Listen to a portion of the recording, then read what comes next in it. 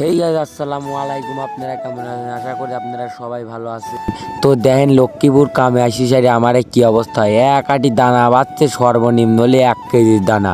আমরা চিন্তা করি এক আটি দানাই দিন তো সারাদিন লাগাবো না, আর কি হবো না। তো দেখেন কি কথা। আর গাইজ ওই অত বারবার দানার আটি কাটিয়ে আসি, কিন্তু আমার মাথা ঠিক নাই। তো গেদিরে বাজারের কাজ দিয়ে চলে এলাম। তো গেদিরে বাঁশ দেওয়ার লেগিন রেডি হয়ে থাও, আমি কিন্তু গেদিরে বাঁশ দিয়েই ছাড়বো। যত কষ্ট আমি গেদিরে বাঁশ দিয়েই ছাড়বো।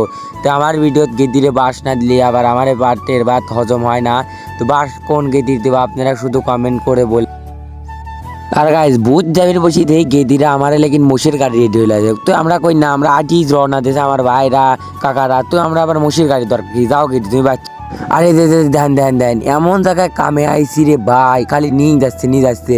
কোনোদিন কাঠের ব্রিজ দেয়নি, এদের দেখছি কাঠের ব্রিজ। এই কাঠের ব্রিজটা আপনারা চেনেন নাকি? যিনি থাকলে কয়া দিবেন তো।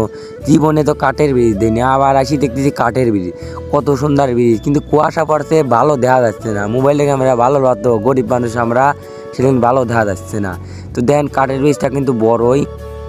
তারপরে আল্লাহ দিলি কাম শেষ করে আমরা কিন্তু বুড়কায় উঠি পড়ছি, বুড়াকে উঠি পড়ছি। বুড়াক গাড়ি বলে, আমরা কিন্তু খুবই আরামে বইছি। এত সুন্দর আরাম হয় যে এক গাড়ির, ছোট্ট একটা গাড়ির 12 জন লোক, সেই আরাম হয়। আমরা কি না ইউরোপের কোনো আরাম নাই।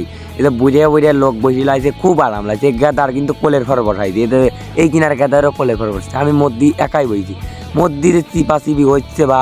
আর গাইজ আমরা কিন্তু কাজ শেষে যেতে দেখছি যে শহীদদের কবর, তো সেখানে ভিডিও করি। সবাই আশা করি সবাই ভালো আছেন। তো আমি বিগত কামলা দিতে এসে দেখা হয় সেই বীর মুক্তিযোদ্ধাদের কবর সেরা আতাইকুলা থানায় আপনার লক্ষ্মীপুরে। আসেন দেখে আসি কে কে আপনারা পড়ে নেবেন, আমি নাম বলতে পারছি না। তবে এটাতে বলতে মোহন পাল, আপনার হিন্দুদের বেশি, চন্দন সভ্য, মোহন দাস, এগুলার কিন্তু মানে এক টোটাল 28টা শহীদ হয়েছে একখানে, মানে এক জায়গায় কবর দেওয়া যায়। তো আসেন একটু ভিতরে দেয়, যেহেতু পারমিশন নাই, সমস্যা নেই, তাও ভিতরে দেয়, এখান দিয়ে দেয়।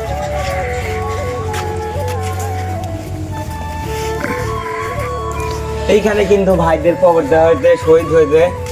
তো কাজে আসি যেটা আমরা জানতাম না আসলে আমাদের জেলায় অর্থাৎ আমাদের থানায় এত সুন্দর দিন যাতে, ওই পাশে আটঘরিয়া থানা আর কি। কিন্তু খুব সুন্দর একটি জায়গা আসলে ভাইদেরকে এইখানে কবর দেওয়া হয়েছে। একজনের না, কিন্তু তারা হিন্দুরা তাদেরকে মেরে ফেলেছিল। একজনের না, প্রায় 20 থেকে 25 জন, 28 জনের এখানে কবর দেওয়া হয় এই জায়গায়। এই জায়গায় যাদের কবর দেওয়া হয়, তো সরকার খুব সুন্দর একটি জায়গা করে দিয়েছে মানুষের দেখানো শোনানোর জন্য। তো কামে এসে যে আসলে এত সুন্দর একটা জিনিস দেখতে পারবো তো ভাবতেও পারি না। তো জিনিসটা দেখে ভালো লাগলো। আপনাদেরকে কেমন লাগলো?